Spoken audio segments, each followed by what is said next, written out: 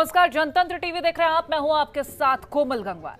देश का सबसे बड़ा प्रदेश जहां से तय होता है देश का जनादेश, और जब उस प्रदेश के जनादेश की बात की जाती है तो वो राजधानी लखनऊ और अवध के बिना अधूरी है।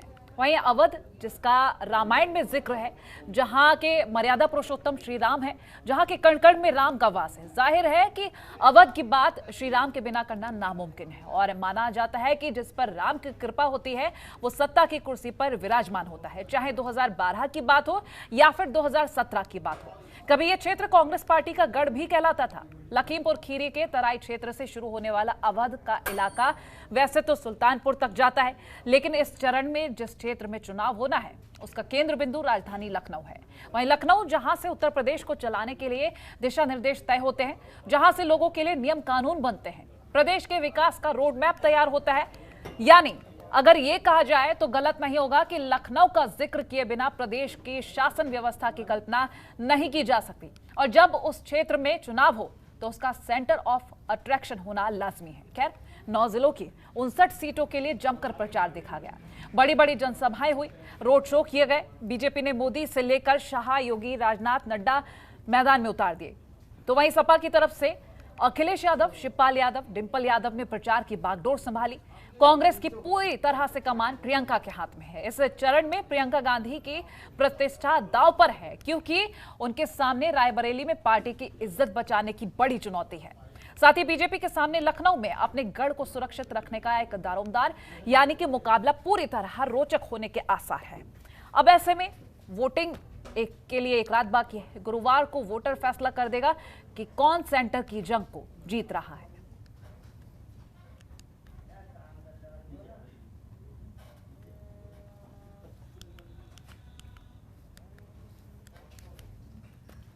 तो फिलहाल जंगे अवध किसका राज तिलक होगा, ये देखने वाली बात होगी, क्योंकि 10 मार्च भी दूर नहीं है। और अब जब हम मतदान की बात कर रहे हैं तो मतदान को लेकर हर दल की तरफ से पूरी कोशिश देखी गई है।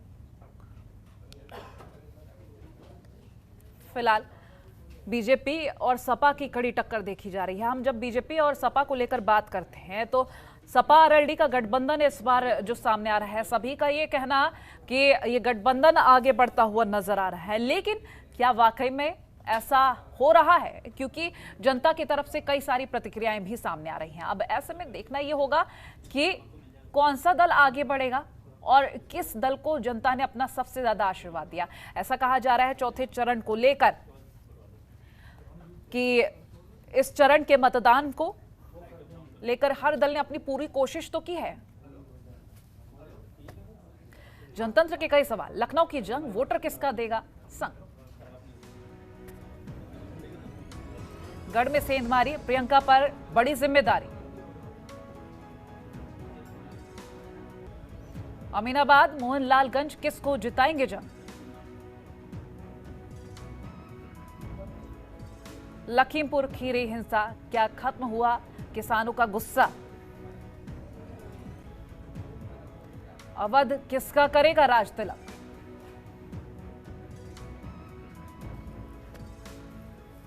ये कुछ सवाल हैं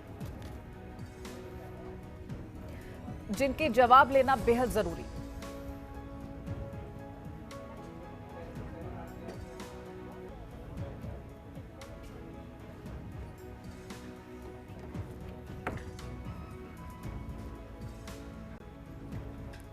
तो चौथे चरण की तैयारी पिछले कई दिनों से देखी जा रही है, और अब ऐसे में हर दल की तरफ से जो कोशिश है वो भी दिख रही है। चुनाव प्रचार हो या जनता तक अपनी उपलब्धियां पहुंचाने की बात हो, हर दल एक अलग वादा कर रहा है, एक अलग दावा कर रहा है कि किसी भी तरह से जनता उन पर अपना विश्वास जताए।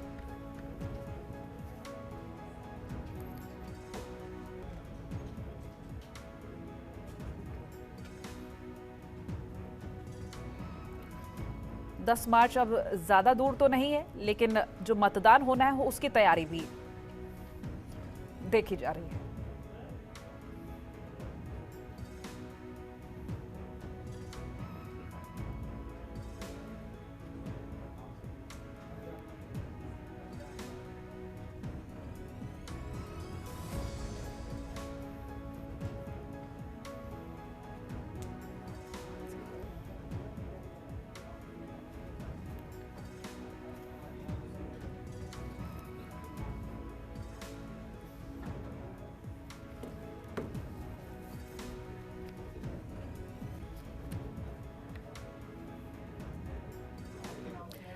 तो सेंटर किसको देगा अटेंशन? ऐसे में अब जो तैयारी है वो आप तक हमने दिखाई। महासमर 2022 के तहत हर तस्वीर आपसे साझा की है।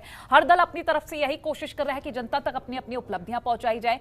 लेकिन चौथे चरण का मतदान जब होगा तो आखिर किसके सर? क्योंकि अवध की जब हम बात करते हैं तो भगवान राम का नाम सबसे पहले आता है और ऐसा कहा जाता है कि भगवान राम का आशीर्वाद जिस भी दल पर होगा उस दल की जीत होगी। अब इन्हीं कुछ सवालों के साथ हम अपनी चर्चा को आगे बढ़ाएंगे, शुरुआत करेंगे। खास पैनल जुड़ रहा है, उनसे तारुफ करवाती हूं। बीजेपी प्रवक्ता दीपक बघेल, कांग्रेस प्रवक्ता उमा शंकर पांडे, सपा नेता पुष्पेंद्र यादव और वरिष्ठ पत्रकार प्रमोद गोस्वामी जुड़ गए हैं। सभी का स्वागत है जनतंत्र टीवी पर। और सबसे पहला रुख मैं करना चाहूंगी प्रमोद गोस्वामी जी का, वरिष्ठ पत्रकार है। प्रमोद जी, हम शुरुआत से देख रहे हैं, पहले चरण से जब हम देख रहे हैं कि मतदान में लोगों का उत्साह, जनता का उत्साह काबिले तारीफ रहा है और काफी बढ़ चढ़कर, खासतौर पर ग्रामीण क्षेत्र की बात करें तो मतदान अच्छे से किया गया है। लेकिन जब चौथे चरण की हम बात कर रहे हैं तो अवध का नाम सबसे पहले, और जब अवध का नाम सामने आता है तो भगवान राम की चर्चा ना हो ऐसा तो हो ही नहीं सकता। 2012 के इलेक्शंस की बात कर ले, 17 की कर ले, जिस पर भी भगवान की कृपा रही उसकी जीत हुई। अब चौथे चरण को लेकर जब हम कह रहे हैं तो किस तरह की तैयारी देखी जा रही है वो हम सभी वाकिफ हैं। फिलहाल क्या कुछ कहिएगा इस चरण को लेकर? देखिए, 3 चरण के मतदान हो चुके हैं निश्चित रूप से, और चौथे चरण का ये मतदान का दौर चल रहा है। कल उस पर मतदान होगा। सारे प्रत्याशियों ने सभी उसमें अब ये 7 जिलों में लगभग 49 वो हैं सीटें हैं जिन पर कल प्रत्याशियों के भाग्य का फैसला हो जाएगा। ये बात ठीक है कि अवध क्षेत्र भगवान राम के नाम से और पिछले 90 के दशक से प्रभु राम के ही रामलला के मंदिर के इसी नाम को लेकर राजनीति अपने शिखर पर रही है। और भारतीय जनता पार्टी का तो वो एक एजेंडे का हिस्सा भी रहा है। इस मंदिर निर्माण जिस आंदोलन की शुरुआत ही वहीं से हुई है। तो ऐसे में निश्चित रूप से आपकी, लेकिन ये सच है कि आपकी इससे पहले के चुनाव में अगर 17 तक देखें तो राम मंदिर के निर्माण को लेकर जरूर भारतीय जनता पार्टी उस मुद्दे को पूरी तरीके से जनता के बीच में रख के कि हम मंदिर यहीं बनाएंगे, निर्णय होगा, भव्य मंदिर बनाएंगे। अब सर्वोच्च न्यायालय का निर्णय आ गया, मंदिर का निर्माण भी शुरू हो गया, तो अब वो बहुत मुद्दा नहीं रह गया। और अगर आप इधर देखेंगे तो इस पूरे जो चौथा चरण कल होने जा रहा है, इन 4 चरणों के दौरान मंदिर निर्माण को लेके भारतीय जनता पार्टी ने इक्का दुक्का तो बात कही, लेकिन उसके ऊपर कोई उसने नहीं कहा, क्योंकि उसने अपनी जो प्रतिबद्धता थी वो उसने पूरी कर दी। अब जनता को तय करना है कि जो मंदिर की प्रतिबद्धता भाजपा ने पूरी की है उसका जनता क्या रिश्ती है। लेकिन इससे पहले के चुनाव में निश्चित रूप से भारतीय जनता पार्टी राम मंदिर के निर्माण को एक बड़ा मुद्दा बनाती रही है। लेकिन इन चारों चीज़ों में एक चीज़ शिल्पा जी और देखने को ये बात कही जा सकती है कि आपकी इन मुद्दों पर या जो जनता की समस्याएं हैं उन पर बहस कम हुई है, बल्कि बाकी चीज़ों पर बहस ज़्यादा हुई है, अन्य चीज़ों पे हुई है जो रिलेवेंट नहीं कहा जा सकता है।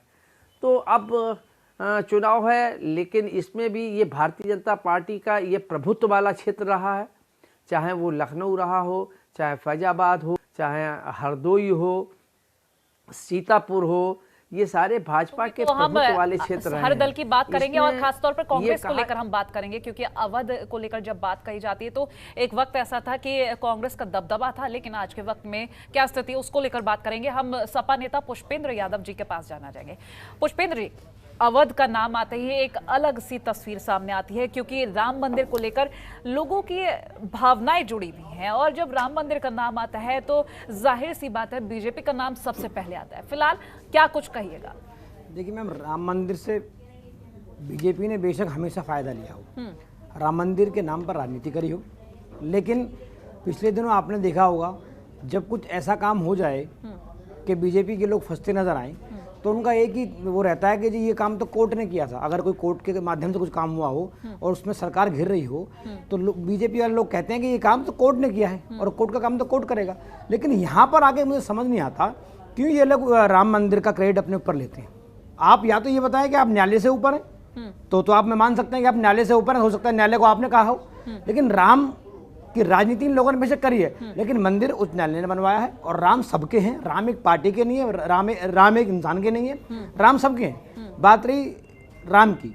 दूसरी बात में आऊँ, जो अब हमारे सेकंड फेज में जो चुनाव होने, फोर्थ फेज में चुनाव चलने वाले हैं, उस चुनाव में लखीमपुर खीरी वाली का जो कांड हुआ है उसको आप नहीं भुला सकते। लखीमपुर खीरी वाला कांड जो हुआ है उसमें नौबत ये है कि मंत्री और मंत्री के बेटे चुनाव प्रचार में वहाँ नहीं जा रहे हैं। आप पता करना जाके कि वो वहाँ घूम भी नहीं पा रहे हैं। इनके किसी बड़े या छोटे नेता का वहाँ कोई प्रोग्राम होता है, वहाँ में वो इन्वॉल्वमेंट नहीं है। तो ये गुस्सा नहीं है तो और क्या है, ये गुस्सा नहीं तो और क्या है। बात रही इनके आगे वाले जो चरण आते रहेंगे, लखीमपुर खीरी में जितना विरोध इनका है, शायद वो विरोध ये भाप नहीं पा रहे हैं, अभी ये बहुत हल्के में ले रहे हैं ये विरोध। आप एक बात जानिए, खुद भाजपाई लोग ना तो मंत्री जी को और ना मंत्री जी के बेटे को कहीं भी किसी भी प्रचार में वहां इन्वॉल्व नहीं है। जनता उनको जाने नहीं दे रही है। और इनके अभी बड़े नेता का वहां पर एक अभी प्रोग्राम था, यहां तक कि उस स्टेज पर भी उनको जगह नहीं मिली। तो क्या ये गुस्सा नहीं है तो क्या है। अब राम के नाम पर जितना बटना था लोग बट गए। पुष्पेंद्र जी, कहीं ना कहीं आपको भी तो मानना होगा, जिस तरह से हर पार्टी ने राम के नाम पर राजनीति की, भगवान राम को लेकर आएंगे, लेकिन ये पॉसिबल नहीं हो पाया उनके कार्यकाल में। अब जब बीजेपी का कार्यकाल रहा है तो फैसला भी आया, मंदिर भी बनना शुरू हो गया, वहां पर मूर्ति स्थापित भी हो गई। अब चौथे चरण को जो लेकर हम बात कर रहे हैं, क्योंकि अवध का नाम आता है तो मंदिर को लेकर भी बात की जाती है, इसीलिए इस मुद्दे को यहाँ पर लाया गया है। पहले तो ये डिसाइड हो जाए ना कि बीजेपी ऊपर है या उच्च न्यायालय ऊपर है। अगर बीजेपी वाले कहते हैं कि मंदिर हमने बनाया तो मतलब उच्च न्यायालय से भी ऊपर हो, तो ये डिसाइडेड करना इनकी बात नहीं है। मैम देखिए, ये कंफर्म है, आप भी जानते हैं कि कोर्ट के ऑर्डर से मंदिर बना, वो सबको स्वीकार था। उसमें चाहे हम हो चाहे आप हो चाहे कोई भी हो, अगर कोर्ट मना करता तो वो भी हमको सबको स्वीकार करना पड़ता। लेकिन हमारी सबकी इच्छा है, राम सबके हैं, राम एक के नहीं है। ये बात क्यों कही जाती है? क्या आप हिंदू नहीं है? चलिए, क्या हम हिंदू नहीं है? सवाल में पास करना चाहूंगी। बीजेपी प्रवक्ता दीपक बघेल है हमारे साथ। दीपक जी, बीजेपी ऊपर है या उच्च न्यायालय है? ये बड़ा सवाल पुष्पेंद्र यादव जी की तरफ से किया जा रहा है, सपा की तरफ से किया जा रहा है। हालांकि हम चौथे चरण को लेकर जब बात कर रहे हैं, मतदान को लेकर बात कर रहे हैं, तो शुरुआत से ही यही कहा, अवध भगवान राम की कृपा। लेकिन ये जो सवाल खड़ा हुआ है, इसका जवाब मैं आपसे जानूंगी। जी बड़े चतुराई के साथ में कुछ विषयों को छोड़कर सीधा उच्च न्यायालय और भाजपा के बीच में एक कंपटीशन पैदा करना चाह रहे हैं। मैं कहूंगा भारत के अंदर लोकतांत्रिक देश है, संविधान है, तो जाहिर सी बात है कि उच्च न्यायालय सबसे सर्वोत्तम है। परंतु आज विषय कुछ और है। आप समझिए कि अगर मैं कार सेवकों पर गोली नहीं चलवाता तो मुसलमान मुझसे नाराज हो जाते, उनको क्या जवाब देते? ऐसा इनके पूर्व मुखिया मुलायम सिंह जी का बयान है। तो ये क्या है, यहाँ पर ये तुष्टीकरण की राजनीति नहीं कर रहे थे? क्या ये चाहते थे कि राम मंदिर बन जाए? आज जिन राम के नाम पर इतनी सारी बातें कर रहे हैं, जब कांग्रेस पार्टी ने कोर्ट के अंदर हियरिंग चल रही है और भारतीय जनता पार्टी लगातार ये कहना कि राम मंदिर के पक्ष में लड़ रही थी, तो वहीं पर यहाँ पर ये यादव जी की पार्टी, पुष्पेंद्र जी आपके पास जमाती पॉलिटिक्स करने वाली पार्टी, तुष्टीकरण की राजनीति करने वाली पार्टी, उन कांग्रेस पार्टी का समर्थन कर रही थी, कपिल सिब्बल और इन सब का समर्थन कर रही थी कि किसी भी प्रकार से राम मंदिर ना बन जाए और राम मंदिर की हियरिंग को लेट किया जाए, जिससे जो बहुसंख्यक उत्तर प्रदेश के बहुत सारे बहुसंख्यक हैं। चलिए, सपा के बारे में ये तो सभी जानते हैं कि सपा के पूर्व मुखिया मुलायम सिंह यादव का जो भी आदेश रहा 92 की जब ये बात रही, कार सेवकों पर जो गोलियां चलाई गई, वो हर कोई उससे वाकिफ है। लेकिन सवाल इस वक्त का ये था कि उच्च न्यायालय ऊपर है या बीजेपी ऊपर है? क्योंकि जब भी कोई बात आती है, कोई मुद्दा आता है, तो ये कहा जाता है कि कोर्ट से ऑर्डर्स मिलेंगे, कोर्ट से मंजूरी होगी। लेकिन जब राम मंदिर की बात आती है तो भगवाधारी बीजेपी जब आए तो मंदिर लाए, ऐसा आखिर क्यों? देखिए कोमल जी, लगातार भारतीय जनता पार्टी ने राम मंदिर के लिए आंदोलन किया। लगातार आंदोलन करने के बाद में पूरा केस लड़ा। उसके लिए जो यथासंभव प्रयास थे वो सारे किए। यही लोग थे जो प्रश्न चिन्ह उठाते थे कि मंदिर कभी बनाएंगे, डेट नहीं बताएंगे। आज देखिए वहां पे दिव्य और भव्य राम मंदिर भी बन रहा है और वहां पे राजा दशरथ के नाम पे वहां पे हॉस्पिटल भी बन रहा है। ऐसे कई सारे विषय थे जो ये हमारे मित्र उठाते रहते थे। आज ये आस्था का सम्मान अगर किसी ने किया तो वो भारतीय जनता पार्टी है। अयोध्या, मथुरा, काशी, कांची, अवंतिका, इन सबको हमारे यहाँ पर मोक्षदायिनी माना जाता है। चलिए, अच्छा, चौथे चरण के मतदान को लेकर बात कर लेते हैं आप, क्योंकि अवध के नाम से जब हम मतदान की बात कर रहे हैं तो किस तरह से क्या लग रहा है इस बार? क्योंकि वोटिंग में कड़ी टक्कर देखी जा रही है, चाहे सपा आरएलडी का गठबंधन देखा जाए, कांग्रेस की तरफ से देखा जाए, अपना प्रचार प्रसार जोरों से किया जा रहा है, या फिर हम आम आदमी पार्टी को लेकर बात कर लें, क्योंकि दिल्ली की तर्ज पर विकास करने की बात कही जा रही है और बीजेपी की तरफ से भी लगातार यही कहा जा रहा है कि हम विकास करेंगे, लेकिन अब चौथे चरण के मतदान की जब हम बात कर रहे हैं, बेहद चुनौतीपूर्ण लग रहा है। देखिए, आतंकवादियों का समर्थन करने वाले लोग, जिनका यहाँ पर उत्तर प्रदेश के अंदर कोई वोट नहीं है, जिन लोगों का कोई संगठन नहीं है, वो किस आधार पर चुनाव लड़ने जा रहे हैं? ये सिर्फ फ्री वाइज है कि आए यहाँ पर, फ्री का नाम लिया और बोला कि उत्तर प्रदेश के लोग वोट दे देंगे। तो एक ऐसी सरकार तो चाहिए जो कम से कम डिलीवर कर सके। भारतीय जनता पार्टी ने वो सारी चीजें डिलीवर करके दिखाई। आज पूर्वांचल में देख लीजिए, एक्सप्रेसवे बन रहा है, पूरे उत्तर प्रदेश के अंदर एक्सप्रेसवे का एक जाल तैयार कर रहे हैं हम, एयरपोर्ट्स का एक पूरा नेटवर्क तैयार कर रहे हैं हम, लोगों को लोक कल्याणकारी योजनाओं के माध्यम से राशन भी उपलब्ध करवा रहे हैं हम, श्रमिकों को भत्ता भी उपलब्ध करवा रहे हैं हम, कन्या सुमंगला के माध्यम से छात्राओं को, बेटियों को हम धनराशि। चलिए, जब योजनाओं की बात आ ही रही है तो मैं अभी आपके पास लौटूंगी, योजनाओं को लेकर भी हम बात कर लेंगे, क्योंकि कई सारी ऐसी योजनाएं जिनका लाभ आप बता तो रहे हैं लेकिन शायद जनता को लाभ पहुंच नहीं पा रहा है। कांग्रेस प्रवक्ता उमाशंकर पांडे जी के पास जाना चाहूंगी। उमाशंकर जी, एक लंबा इंतजार, 32 साल बहुत ज्यादा बड़ा वक्त हो जाता है, लंबा वक्त हो जाता है। ऐसे में कांग्रेस की तरफ से जब कांग्रेस महासचिव प्रियंका गांधी जब प्रचार कर रही हैं तो उनकी तरफ से पूरे दावे किए जा रहे हैं सरकार कांग्रेस की ही बनेगी। पहला तो ये कि बिन दूल्हे बारात आगे जाती नजर आ रही है, यानी कि कांग्रेस प्रचार कर रही है, मुख्यमंत्री का चेहरा अभी तक नहीं बताया गया। दूसरा ये कि प्रचार किया जा रहा, दावे किए जा रहे हैं, क्या 32 साल का लंबा वक्त पार पाएगी कांग्रेस?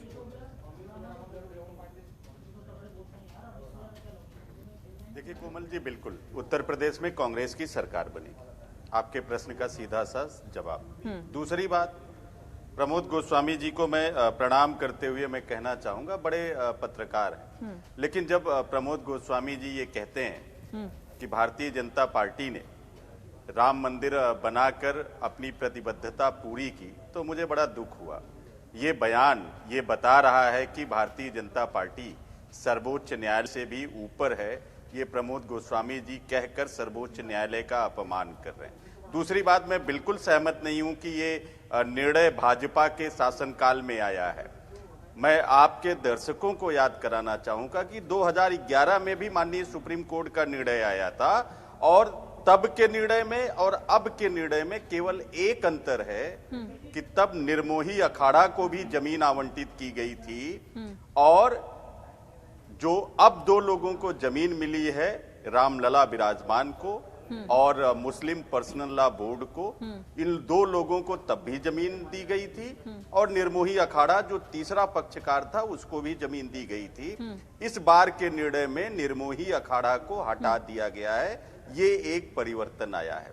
और ये कांग्रेस पार्टी का फार्मूला था कि जो माननीय सुप्रीम कोर्ट का निर्णय होगा उसको पूरा देश स्वीकार करेगा, और मुझे खुशी है कि उसी फार्मूले के तहत राम मंदिर का हल निकला, जिसको हिंदू या मुसलमान पूरे देश ने स्वीकार किया। ये इस देश के आपसी समझदारी, भाईचारा और बंधुत्व का प्रतीक है। ये भाजपा के नफरत के कारण कभी संभव नहीं हो पाता, एक बात। दूसरी बात, अयोध्या का चुनाव अभी 5वें चरण में है। ये जो क्षेत्र है इसमें अयोध्या शामिल नहीं है, तो उस पर अगर फिर चर्चा होगी तो उस पर और बिल्कुल उस पर भी चर्चा करेंगे, लेकिन हम अवध को लेकर चर्चा कर रहे हैं। नाम पर अयोध्या पर ही नहीं हम खास जा रहे हैं, हम अवध को लेकर बात कर रहे हैं। कैसे आस्था के नाम पर कैसे आस्था के नाम पर चंदा चोरों ने चंदा चुराया, कैसे चना के नाम पर चंपत राय ने आस्था के नाम पर जुटाए गए चंदे को ही चंपत कर लिया, वो भी पूरे देश ने देखा। वो जब आएगा तो उस पर चर्चा की जाएगी। लेकिन इस चुनाव में उन्नाव है, जहां पर भारतीय जनता पार्टी के एक विधायक ने एक लड़की के साथ बलात्कार किया, गैंगरेप कराया और उसकी हत्या कर दी जाती है। कैसे एक लड़की के साथ गैंगरेप होता है और उसको जिंदा जला दिया जाता है। कैसे लखनऊ में कमलेश तिवारी और विवेक तिवारी की हत्या कर दी जाती है। कैसे लखीमपुर खीरी में नॉमिनेशन करने जाती हुई एक महिला का वस्त्रहरण किया जाता है, नामांकन पत्र फाड़ दिए जाते हैं। कैसे लखीमपुर खीरी में शांतिप्रिय तरीके से आंदोलन करके अपना विरोध दर्ज करा रहे किसानों के ऊपर योगी आदित्यनाथ की नई मॉडल वाली थार ने रौंद कर उनको मार डाला। कैसे पत्रकारों की हत्या कर दी गई। कैसे लखनऊ में अपनी आवाज उठाने वालों ठीक है, के खिलाफ, बीजेपी की तरफ चाहे से वो बहुत सपा सारी की गलतियां या हुई, महिला माना नेता की, आपने जो चाहे बताया वो सब कांग्रेस सच। पार्टी कांग्रेस के सुधार लोग कर थे, पाएगी क्या? उनको- क्या कांग्रेस के कार्यकाल में कभी ऐसी तस्वीरें सामने नहीं आई? क्या कांग्रेस के कार्यकाल में कभी भ्रष्टाचार नहीं हुआ? उमाशंकर जी, क्या कांग्रेस के वक्त में इतनी सारी सुविधाएं थी जो जनता सुख से सो रही थी? मुझे ये बताइए, 32 साल पहले का रिकॉर्ड हम चेक कर लेते, बताइए। हाँ बिल्कुल। तो क्यों 32 साल से हाँ, बिल्कुल, अंधेरे में है तभी कांग्रेस? राम राज्य था, तब राम जनता- राज्य था, तो 32 बिल्कुल साल से जनता- फिर क्या हो रहा है? बिल्कुल जनता एकदम, अरे सुन तो लीजिए मैडम, बिल्कुल सुन रही हूं। बिल्कुल जनता, जब हमारी सरकार थी तो राम राज्य था। हाँ बिल्कुल राम राज्य था, चारों तरफ जनता खुशी थी, कोई कमी नहीं थी।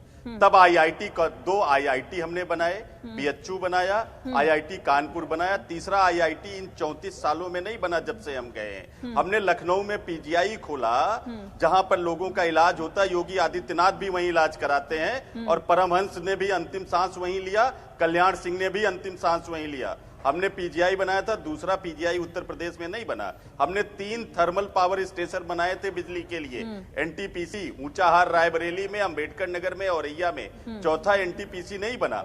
हमने मथुरा में रिफाइनरी लगाया था तेल के शोधन के लिए, दूसरा रिफाइनरी उत्तर प्रदेश में नहीं खुला। हमने नरौरा में परमाणु संयंत्र लगाया था बुलंदशहर में, दूसरा नहीं लगा। हमने बुलंदशहर को, हमने मेरठ को स्पोर्ट्स हब के रूप में डेवलप किया था। हमने नोएडा बनाया, हमने साहिबाबाद बनाया, हमने सोनभद्र और अनफरा औद्योगिक क्षेत्र के रूप में डेवलप किया। हमने मुरादाबाद को पीतल उद्योग बनाया, हमने कानपुर को लेदर इंडस्ट्री के रूप में पूरे विश्व के मानचित्र पर प्रतिस्थापित किया। हमने कानपुर को मैनचेस्टर ऑफ एशिया बनाया, कपड़े की इतनी मिलें इन्होंने सब बंद कर दिए। हमने भदोही को कालीन उद्योग के रूप में प्रमोद जी, आपने तीनों ही प्रवक्ता नेताओं की बात सुन ली और हर नेता की तरफ से यही कहा जा रहा है कि हमने ये किया, हमने वो किया। कांग्रेस की तरफ से आपने सुना होगा कि बहुत सारी चीजें कही गई कि 32 साल पहले कई सारी चीजें ऐसे की गए, काम किए गए, योजनाएं लाई गई जिनका लाभ आज तक जनता ले रही है और शायद बीजेपी हो या सपा हो या बसपा हो, दोबारा उस चीज को आगे नहीं बढ़ाया गया। तो इस चीज को किस तरह से आप देखते हैं?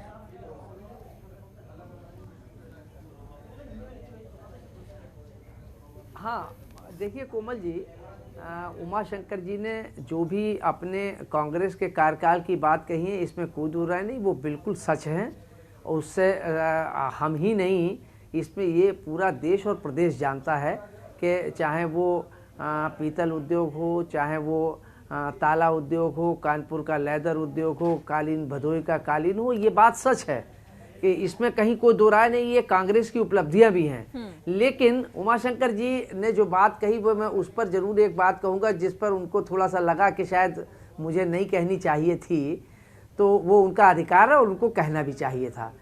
देखिए उमाशंकर जी, एक बात यह है, ये तो आपको भी स्वीकार करना पड़ेगा कि जो मैंने कहा कि भाजपा की प्रतिबद्धता थी और उसने पूरा किया राम मंदिर का, तो ये पूरी लड़ाई ये ठीक है कि वो उसमें विश्व हिंदू परिषद आगे था, लेकिन चुनावी अगर राजनीतिक रूप से उसको देखें तो कांग्रेस, सपा, बसपा, वामपंथी सभी भारतीय जनता पार्टी को केंद्र में रख के राम मंदिर से जोड़ते रहे हैं। भाजपा भी राम मंदिर के मुद्दे को चुनावी मुद्दा बनाती रही है। इसलिए ये और जहां तक राम मंदिर की बात है, सर्वोच्च न्यायालय का फैसला है, इसमें कोई दो राय नहीं। लेकिन उस मंदिर के निर्माण की लिए या मंदिर में जो डिस्प्यूट था, इस डिस्प्यूट पर स्टैंड लेने के लिए भारतीय जनता पार्टी हमेशा उसमें आगे खड़ी रही। विश्व हिंदू परिषद हो, चाहे बजरंग दल हो, कोई भी हो, जो लोग अग्रणी भूमिका में रहे। आ रही हूँ उमाशंकर जी, आ रही हूँ जी। प्रमोद जी, पहले एक मिनट में पूरी बात कर लूं, फिर मैं आप अपनी स्पष्टीकरण दे दीजिएगा। तो उस भारतीय जनता पार्टी इसीलिए कहा कि ये भारतीय जनता पार्टी की भी प्रतिबद्धता थी। ये लोकसभा में भी भारतीय जनता पार्टी ने कहा, उसने कहा कि नहीं, ये हमारे धर्म का, हमारी आस्था का सवाल है, ये हमारी प्रतिबद्धता है। ये बात लोकसभा में भी कही, उत्तर प्रदेश के विधानसभा में भी कल्याण सिंह ने कही। तो ये भारतीय जनता पार्टी का मंदिर से नाता या उसकी प्रतिबद्धता को अलग नहीं किया जा सकता। ये बात दीगर है कि इस मंदिर के इस निर्माण में कांग्रेस का भी कंट्रीब्यूशन कम नहीं है। बस दुर्भाग्य ये है कि कांग्रेस उस मामले को राजनीतिक रूप से उसने रखा, ताला खुलवाया, उसने शिलान्यास किया और उसके बाद वो अपने खोखे में वापस चली गई। उसकी जो लड़ाई थी वो भारतीय जनता पार्टी ने लड़ी, ताला भी कांग्रेस ने खुलवाया, शिलान्यास भी कांग्रेस ने किया।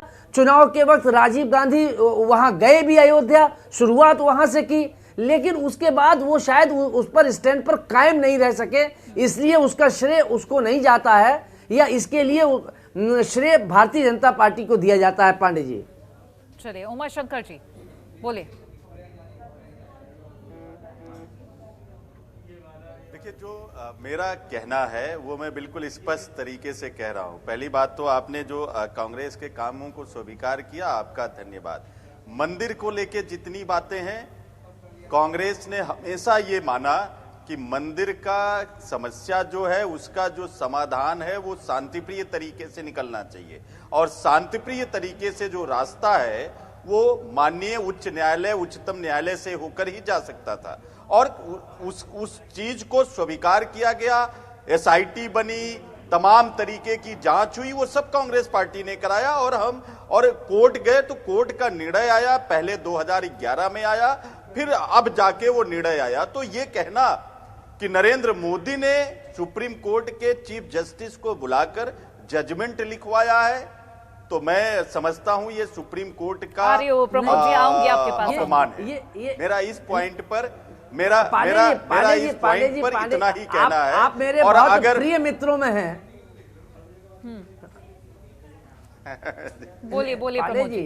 और दूसरी बात फिर देखिए प्रमोद जी, मैंने ये नहीं कहा कि बिल्कुल जी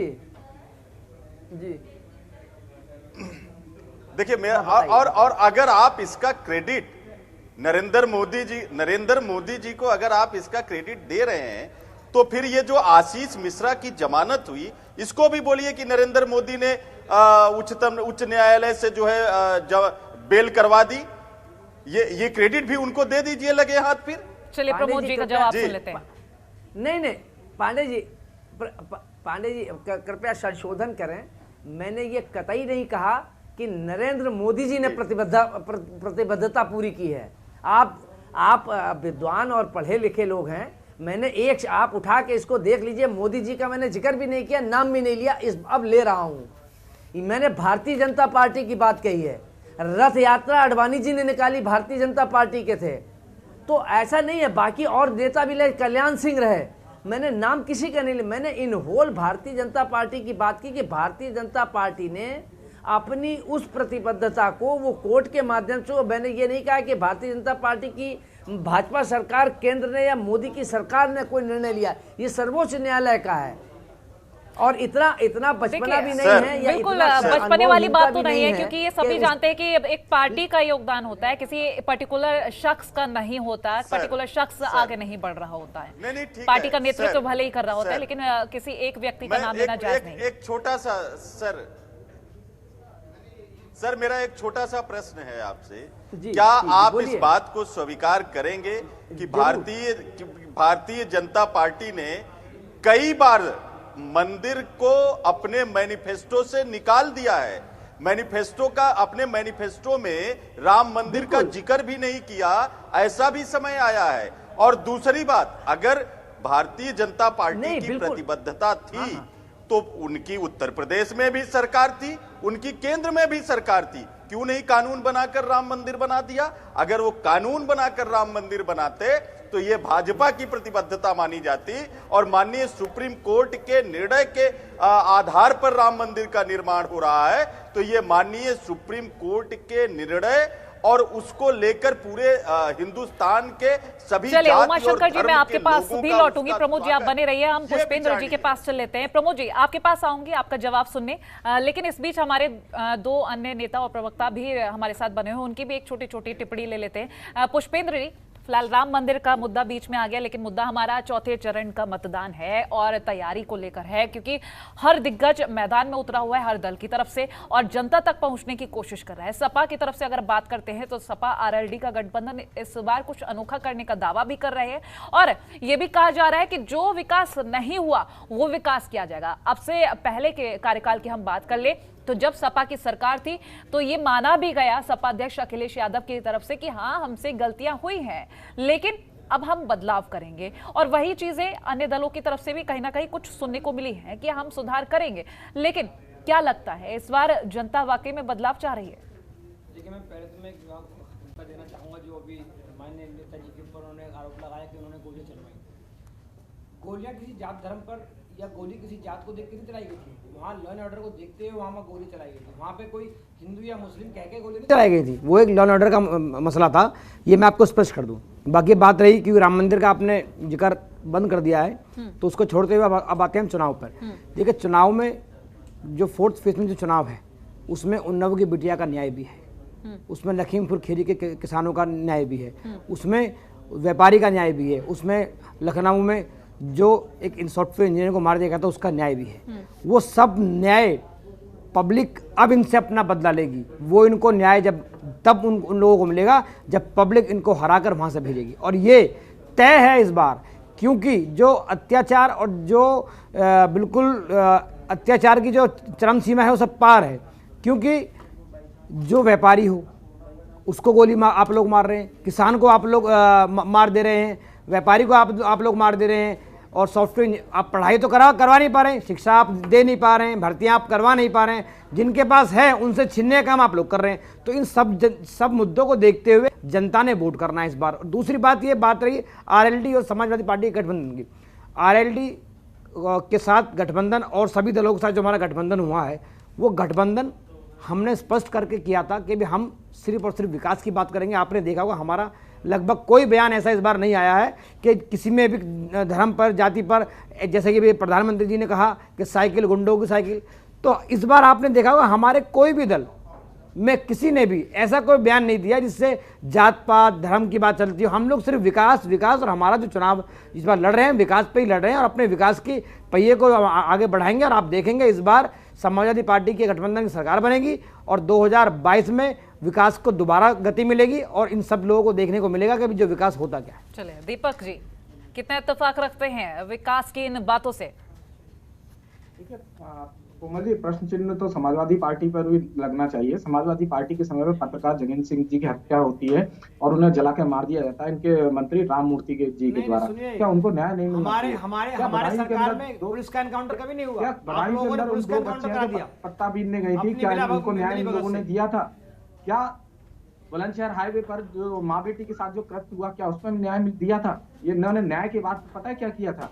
वहां पर गायत्री की बेटी को न्याय दे पाया, आपने चला दिया आपने। शर्म नहीं आई आप लोगों को? प्रशासन से मिलकर आपने उनके अंतिम संस्कार के लिए भी परिवार को नहीं दिया आप लोगों ने, लास्ट दर्शन भी आप लोगों ने करने दिया। सुन लेते हैं पुष्पेंद्र जी, आऊंगी मैं आपके पास। यादव जी सुन लीजिए, धैर्य रखिए। देखिए आपकी बात पर मैं शांत रहा, आपको भी मेरी बात सुननी चाहिए। समाजवादी पार्टी आतंकियों का संरक्षण करने वाली पार्टी, क्या आपको नहीं लगता? गलत बोलेंगे तो बोलना पड़ेगा ना। अरे बिल्कुल आप गलत बोल रहे हो, आप गलत बोल रहे हो। क्या गलत बोल रहे हैं? क्या हाथरस की बेटी को आप न्याय दे पाए?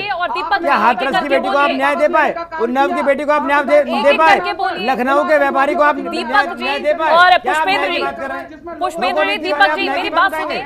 क्या इस तरह से जनता तक अपना संदेश पहुंचा पाएंगे? क्या इस तरह से आप अपने वादे पूरे कर पाएंगे? दोनों एक साथ बोल रहे हैं कि आपकी कोई भी बात मुझे या जनता को समझ में आएगी, ऑडियंस को समझ में आएगी। एक एक करके बोलिए, आपका वक्त दे रही हूं मैं आपको।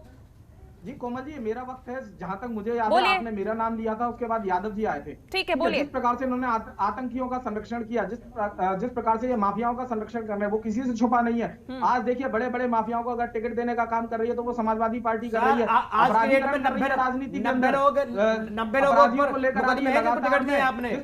पुष्पेंद्र जी, ये सब जो आप बातें बोल रहे हैं मैं आपके पास आऊंगी, आप सारे एक एक करके अपने पॉइंट्स रखिएगा, लेकिन अभी उन्हें अपनी बात बोल लेने दीजिए। क्या पता आपको और भी पॉइंट्स मिल जाए, वक्त दीजिए उनको।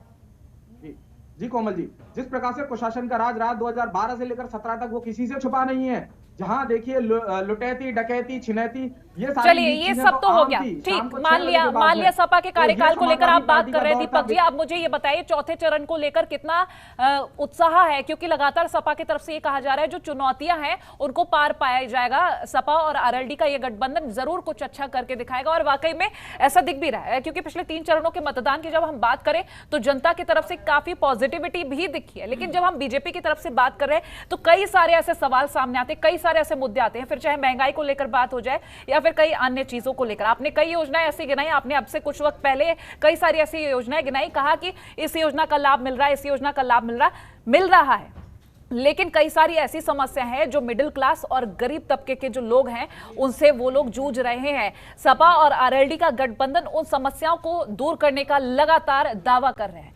अब बीजेपी की तरफ से क्या कुछ किया जा रहा है? महंगाई एक ऐसी चीज है जो जनता को खा जाती है। ये देखिए कोमल जी, सपा और आरएलडी का गठबंधन 2017 में था, 2 लड़कों का गठबंधन हुआ, सब कुछ नहीं हुआ। 2019 के अंदर भी एक बहुत बड़ा सोशल इंजीनियरिंग हुआ था जिसमें बुआ बबुआ का गठबंधन हुआ था। उसमें भी तमाम विश्लेषकों ने यही कहा था कि आज आपके भारतीय जनता पार्टी ध्वस्त हो जाएगी, परंतु उसके बाद क्या हुआ?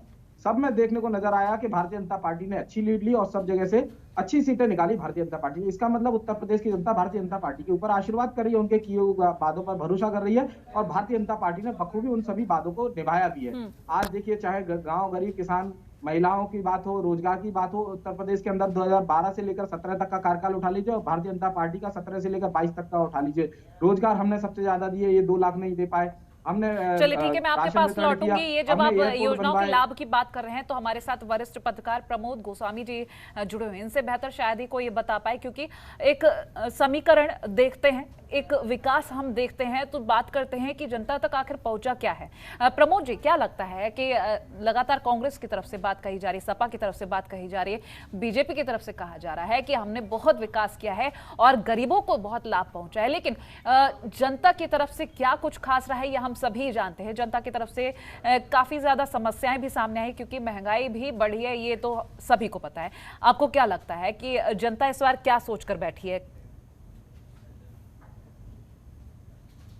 नहीं, देखिए, उत्तर प्रदेश की राजनीति और उसका मिजाज अलग है, राजनीति के समीकरण अलग हैं। और जहाँ तक विकास की बात है तो दो तीन चीज़ें आपसे कहना चाहूँगा। एक तो अटल जी के समय में भी शाइनिंग इंडिया हुआ था, लेकिन उसका कोई रिजल्ट नहीं मिला। उसके बाद अखिलेश जी के समय में भी बहुत काम हुआ, इसमें भी कोई दो राय नहीं है, और काम बोलता है, उन्होंने उसका मुद्दा बनाया, लेकिन उसका भी कोई लाभ नहीं मिला। ये बात भी सच है कि खाद्यान्न भारतीय जनता पार्टी ने दिया है, मकान दिए हैं, लेकिन अगर इनको ही आधार बनाया जाए तो फिर अगर काम बोलता है और शाइनिंग इंडिया बोलता है तो फिर तो ये उसी तीसरी कैटेगरी में आ जाएगा। तो फिर उसका कोई परिणाम नहीं निकला था, तो इसका भी कोई परिणाम नहीं निकलेगा। सत्यता तो ये है कि उत्तर प्रदेश की राजनीति, 2 चीज़ें समझना होगा। उत्तर प्रदेश की राजनीति जो है वो पूरी तरीके से जातीय समीकरणों से में सिमटी हुई है। जो अभी हमारे भाजपा के प्रवक्ता ने ये बात कही कि इससे पहले भी रालोद से गठबंधन था, निश्चित रूप से इससे पहले रालोद से भी गठबंधन था, बसपा से भी रहा, कांग्रेस से भी रहा, लेकिन जो जातिगत राजनीति के हिसाब से जो भारतीय जनता पार्टी में 17 में किया था, जो राजभर से किया था, अनुप्रिया पटेल से किया था, निषाद से किया था, ये जो छोटे दल हैं, जो छोटे दल के जिनके अपने अपने छोटे कबीले हैं, उनको जो किया था, वो इस बार भारतीय जनता पार्टी के से हट के समाजवादी पार्टी के गठबंधन में शामिल हो गए हैं।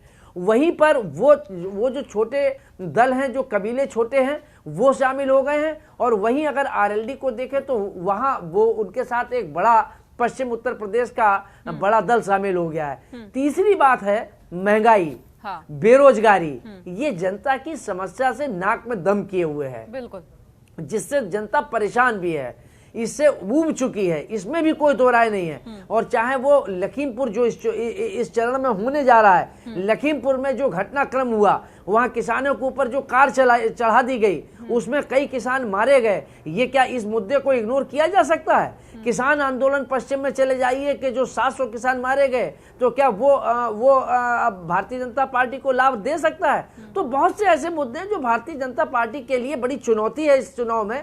ये 17 का चुनाव नहीं, ये 22 का चुनाव है। इसमें भारतीय जनता पार्टी को गठबंधन से सीधे चुनौती मिल रही है। और ये भी बात देखिए, अगर कांग्रेस की बात करें तो ये बात भी सच है कि पिछले 3 दशकों से कांग्रेस नेपथ्य में रही है, उसके पास कोई नेतृत्व नहीं रहा है, नेतृत्वहीन रही है। लेकिन इस बार प्रियंका जी ने आके जो कांग्रेस सुप्तावस्था में थी उसको जागृत तो कर दिया है।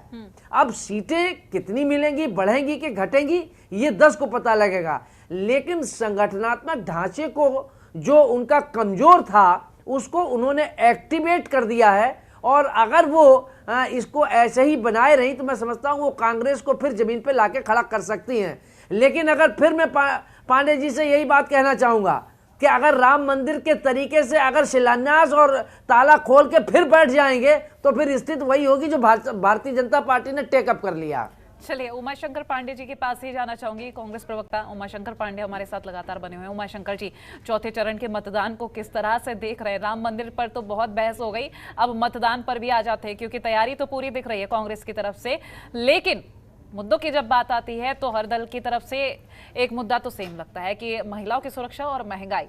अन्य अलग क्या करने वाले हैं? देखिए, मैं भाजपा के साथी बैठे हैं, मैं नहीं जानता हूं कि उन्होंने 12वीं पास करने के बाद इंटरमीडिएट में एडमिशन लिया था कि नहीं लिया था, लेकिन एक बात तो बिल्कुल स्पष्ट है कि भारतीय जनता पार्टी ने जो 12वीं के बाद किया उसका ठीक उल्टा।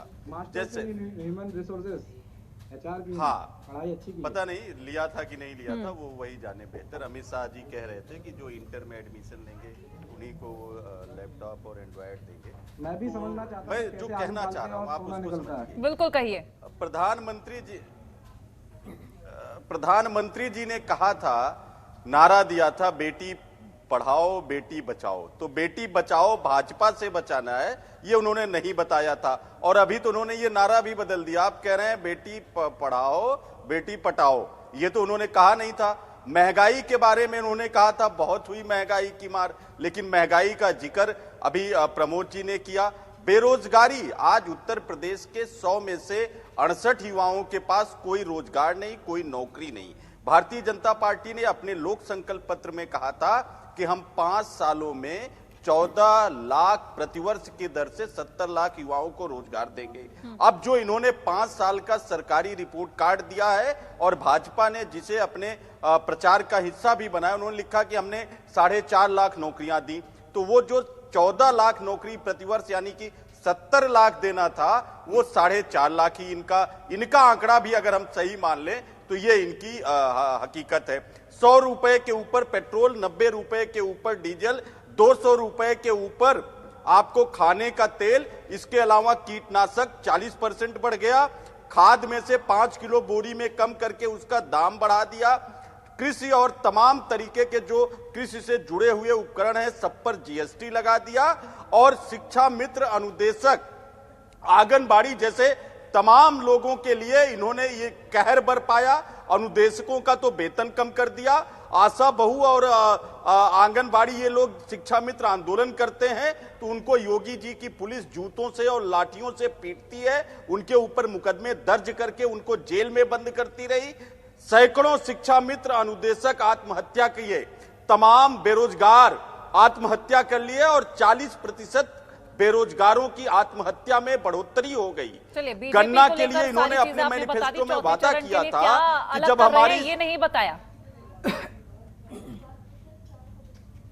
जी चौथे चरण यहाँ को पे लेकर क्या उन्नाव है, यहाँ पर लड़ती हुई आपको प्रियंका गांधी जी दिखाई दी। और जो कांग्रेस को करना है कोमल जी, वो महिला शक्ति विधान, वो भर्ती विधान और वो उन्नति विधान। हमने 3 मैनिफेस्टो जारी किया जिसमें हमने कहा है कि आशा वर्कर्स को, आंगनबाड़ी को हम 10,000 महीने का वेतनमान देंगे। हमने कहा है हम 20 लाख सरकारी नौकरी देंगे जिसमें 12 लाख वो खाली पद हैं जो योगी जी ने भरा ही नहीं, वो भरेंगे हम। और 8 लाख नए रोजगार को हम सृजित करेंगे। हम भाजपा नहीं है कि इन्वेस्टर समिट के नाम पर अरबों का घोटाला करेंगे और डिफेंस कॉरिडोर का एक ईंट तक नहीं लगाएंगे। हम भाजपा नहीं है जो कहेंगे हर गांव में वाईफाई दे देंगे और BSNL ध्वस्त कर देंगे। हम भाजपा नहीं है जो प्लेटफॉर्म का टिकट जो है वो 30 रुपए और 50 रुपए कर देंगे। हम भाजपा नहीं है जो दीपक जी कुछ कहना चाह रहे हैं आपके जवाब में, कहिए दीपक जी, बोलिए। कोमल जी, हम कांग्रेस नहीं है जो केवल और केवल उत्तर प्रदेश की महिलाओं को उत्थान आरोप चाहते हैं। प्रत्यारोप करना बंद कीजिए। दोनों ही प्रवक्ताओं से मैं कहना चाहूंगी, इस तरह से अपनी बात रखना कि दूसरे को नीचा दिखाकर अपनी बात रखना, जनता बहुत स्मार्ट है। अगर आप दूसरे की कमी गिनाएंगे ना तो जनता ये समझेगी कि आप क्या कर रहे हैं। अपने को अगर ऊंचा दिखाना चाहते हैं तो अपना काम उजागर कीजिए, ना कि किसी को आप नीचा दिखाइए। तो अपने बारे में बोलिए। नहीं कोमल जी, कोमल जी मैं वही बात कहना चाह रहा था, मैं जिस इस बात प्रकार से से सहमत नहीं कांग्रेस हूं। पार्टी जो इन्होंने यहाँ पर वादा बड़े-बड़े किया दावे था, कर रही है, उनका आधार क्या है? क्या उमाशंकर जी क्या लौटूंगी, और भी लोग हैं, उनकी भी बात सुन लेते हैं। आपके पास आऊंगी उमाशंकर जी, मैं आऊंगी आपके पास, आऊंगी, मेरी बात कहिए। कोमल जी देखिए, ठीक है, 10 सेकंड आपके उमाशंकर जी, 10 सेकंड आपके, 10 सेकंड में बोलिए जितना बोलना है आपको। कोमल जी मेरा ऑब्जेक्शन, हाँ बस 5 सेकंड केवल चाहिए। बोलिए। देखिए जो इन्होंने वादे किए थे, अगर हम उसका जिक्र करें तो क्या हम इस दुश्मनी निकाल रहे हैं? जो इन्होंने 17 में लोक संकल्प पत्र में दिया था, हम उसी का जिक्र कर रहे हैं कि इन्होंने पूरा नहीं किया। हमने अगर रोजगार की बात की तो इन्होंने कहा था और इन्होंने रिपोर्ट कार्ड जारी किया। तो इसमें पर्सनल व्यक्तिगत दुश्मनी नहीं है कोमल जी, इसमें सच का आईना दिखाना है ये। जी चलिए दीपक जी बोलिए। कोमल जी, कोई आधार भी होना चाहिए ना कि आप जिन योजनाओं को लेकर आ रहे हैं, जिन मुद्दों को लेकर आ रहे हैं, जिन पर बात कर रहे हैं, आप उनको पूरा भी कर सकते हैं। आपके पास सरकार है, पंजाब के अंदर है, राजस्थान के अंदर है, गोवा के अंदर है, तीनों में देख लीजिए। कहीं पे भी अगर गोवा के अंदर सीट वितरण हुआ तो 2 सीटें दी केवल महिलाओं को, 28 में से 7% बनता है। अगर राजस्थान की बात कर ले तो 1 लाख रोजगार दे रहे हैं और दे दिए हैं, और 1 लाख रोजगार देने वाले हैं। इस प्रकार की याद है। किसानों का कर्ज माफी की बात करें तो ये किसानों का कर्ज माफी नहीं कर पाए। इनके नेता का बौद्धिक स्तर इतना है कि कुंभकर्ण लिफ्ट योजना, आलू डालेंगे सोना निकलेगा, इस प्रकार की बातें। आप बताइए, पता नहीं कहां से पढ़कर आए हैं, कौन सी जगह पढ़ के आए हैं, कौन सी यूनिवर्सिटी थी जहां पर ये पढ़ाई करके आए। 1 से लेकर 10 तक की गिनती आज तक इनकी पूरी नहीं हुई। और ये जो जुबान फिसलने वाली चीजें आप डिबेट में मत लेकर आया कीजिए, आप डिबेट में मत लेकर आया कीजिए। आप सभी प्रवक्ताओं से मेरा कहना है कि ये जो मुंह से अगर कोई चीज निकली है, किसी भी दल के लोग हो, आप ये सब चीजें डिबेट में मत लाइए। पुष्पेंद्र जी के पास जाना चाहूंगी। पुष्पेंद्र जी, बघेल जी, ठीक है, हो गया। उमाशंकर जी आपसे मैंने आपका वक्त दे दिया, अब पुष्पेंद्र जी को बोलने दीजिए। देखिए प्रकाश तो चौथे चरण के मतदान पर डालना है। आपसे मैंने कहा जुबान फिसलने वाली चीज डिबेट में मत लाइए। पुष्पेंद्र जी पहले तो मैं इनको प्रवक्ता को जवाब दे दूं, बीजेपी वालों को। उन्होंने कहा तो स्नूप गेट वाले पर चर्चा कर लें, जो न्याय गुजरात में पहले लड़की की जासूसी हुई थी, अमित शाह। उमाशंकर जी, डिबेट चौथे चरण के मतदान पर हो रही है, बाकी के प्रवक्ताओं को बोलने दीजिए। बोलिए पुष्पेंद्र जी। तो मैडम पहले तो देखिए, इन्होंने न्याय उन्नाव में बेटी क्यों नहीं दिया, इन्होंने न्याय हाथरस बेटी क्यों नहीं दिया, इन्होंने न्याय व्यापारी क्यों नहीं दिया। ये बात रही, ये कई बार मैं बोल चुका हूँ। दूसरी बात ये रही कि मैम देखिए, जनता ने इन पे भरोसा करने में कोई कसर नहीं करी है, सच्चाई है, इसमें कोई दो राय नहीं है। 14 में वोट दिया गया, 17 में वोट दिया गया और 19 में भी इनको भरपूर वोट दिया गया। इसको हम भी स्वीकार करते हैं और सब, इसमें कोई दो राय नहीं है। लेकिन ये कितना उस पर उतर पाए उसका हिसाब जनता इनसे 22 में मांग रही है। ये अपना मैनिफेस्टो स्वयं उठा लें और उसके बाद अपने आप ही टिक करते रहें कि क्या हो गया और क्या नहीं हुआ। वहीं हम इनसे दावा करते हैं और साथ में हमारा 2012 वाला मैनिफेस्टो भी उठा लें और उसमें फिर टिक करके हमें बताएं कितना काम हुआ और कितना काम नहीं हुआ। चलिए ठीक है, और ये भी चेक कर लें एक बार कि आप लोगों ने हमारे काम के कितने फीते काटे हैं। ठीक है, आईना स्वयं दिख जाएगा, इसमें बहस करने की बात नहीं। पुष्पेंद्र जी, यदि सरकार का कार्यकाल पूरा होता है और उसके कार्यकाल में कोई चीज, कोई योजना शुरू की जाती है, उसको पूरा जरूर किया जाता है। चाहे अगर सरकार बदल जाए तो क्या हुआ, दूसरी सरकार को करना होता है, वो उसका दायित्व बनता है। जो हो चुका उसका तो प्रमोद जी, फाइनल कमेंट के रूप में मैं आपसे पूछना चाहूंगी, ये सभी नेताओं और प्रवक्ताओं को आपने सुना, कितना इत्तेफाक रखते हैं?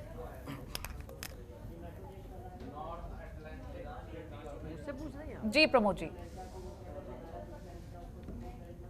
हाँ, देखिए जो सारे इस बहस में आया, बेसिक बात ये है कि ये जो चौथे चरण का हो चाहे पहले दूसरे तीसरे चरण का हो, ये इस बार का चुनाव अन्य चुनाव से अलग हटके है। इस बार बेरोजगारी, गरीबी और महंगाई, ये बड़े अहम मुद्दे हैं जिसको लेके जनता में कहीं ना कहीं एक नाराजगी का तो है ही भाव।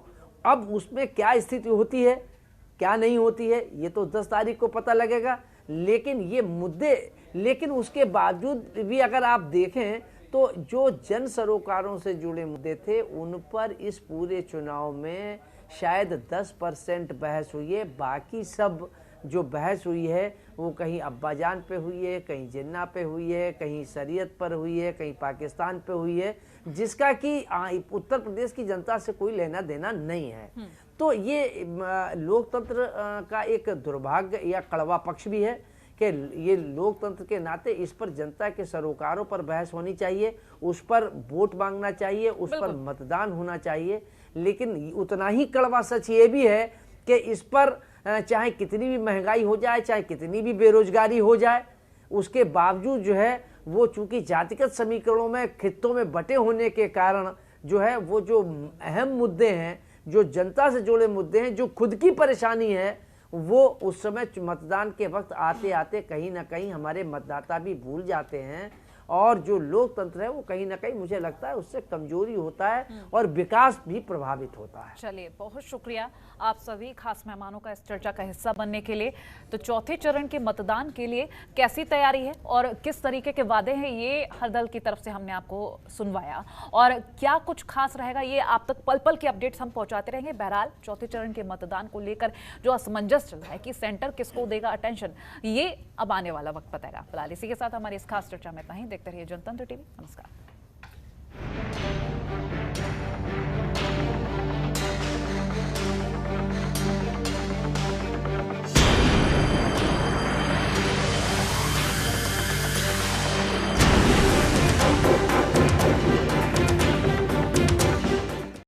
खबरों के निष्पक्ष विश्लेषण के लिए सब्सक्राइब करें Jantantra TV and press the bell icon. Never miss any update.